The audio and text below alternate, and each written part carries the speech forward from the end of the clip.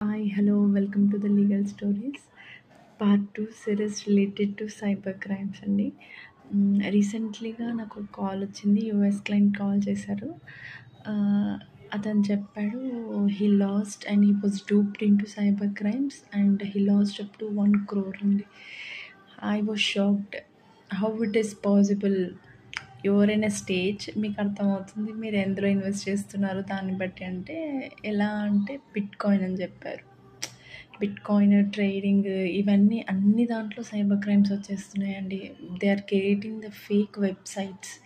Please ఇదే చెప్తున్నాను.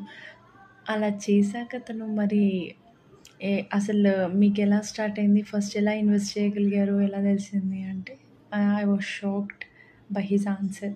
ఏమన్నారో తెలుసా, తను is unmarried and he's looking out for a profile who is working employee అని చెప్పి అక్కడ యూఎస్లో. సో దట్ ఆ ఎంప్లాయీ అతను ఏం చేశాడు అంటే